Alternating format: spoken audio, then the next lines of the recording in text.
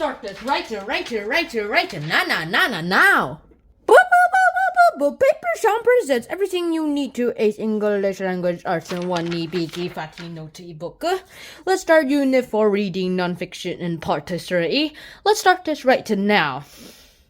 Authorship. Now, what is authorship? Authorship is basically about who wrote this. Now, when we tend to think of authors as the people who write the books, like how Mark Twain wrote The Adventures of Tom Sawyer, or Nathaniel Hawthorne wrote The Scarlet Letter, or how Louis May Alcott wrote Little Women. That's all related to this. And now I really wanted to introduce you to the fact that that's pretty much how authors are going to work out in their whole lives. They're just going to write books and hope they get profit. And yes, sometimes the pen is mightier than the sword. In memoirs, autobiographies, and journalistic pieces, I refer to the author's own point of view, or as most people know it, POV. And there are some factors that can impact an author's POV. What time of history was the author writing? What is the author trying to convince you as a reader? What events in their upbringing and personal life influenced their writing style and evidence that they chose to include? Yeah, all that. And so you're going to have to take a look into the author's background and, of course, perspective.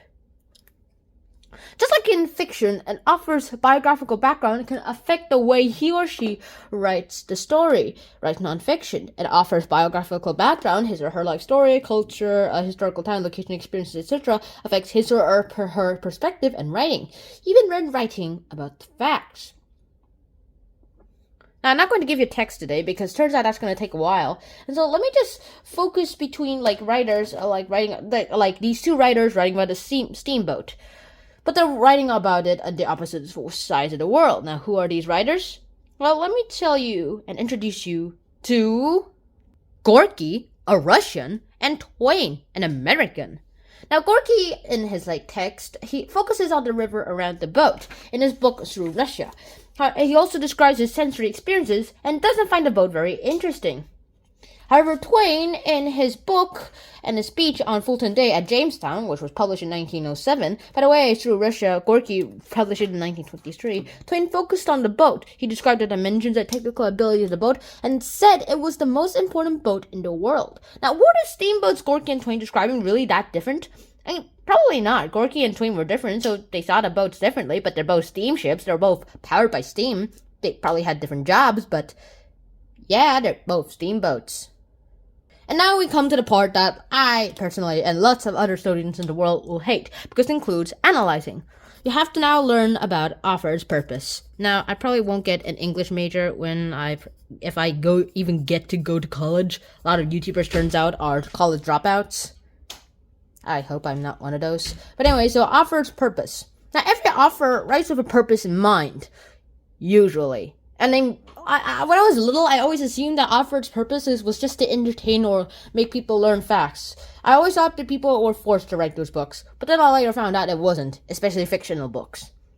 And then it sucked for the rest of my life. So every author writes with a purpose in mind, the reason an author sat down to write in the first place. And to understand a piece of writing, we must think about the author's purpose. In some nonfiction writing, like opinion pieces, it is an established fact that the authors have a purpose and are trying to convince the reader of something. That author always has a purpose or a goal to do something. I mean, take a look here. Let me show you something. Now, let's say there's a guy named Alan Allendale, who is a mayoral candidate, who wrote this article, and its title is Don't Vote for Joe Jerome. And the guy who wrote it is Alan Allendale, who is another mayoral candidate. Now, would you rather believe what this guy says or what this woman wrote? My brother shouldn't be mayor. And this was written by Susie Jerome, the sister of Joe Jerome. Now, who would you rather believe more? This guy or this guy? I mean, gal. Personally, I would believe this woman because she's the literal brother of the mayor candidate, and they're both agreeing on the same thing. So yeah, I would be pretty well convinced that Joe Jerome should not be a mayoral candidate, or even be mayor for that line. And that's about it. That's it. So I hope you guys enjoyed that episode of Hunch on Sean. 2 more episodes to go. And so until next time, Shnan out. Peace.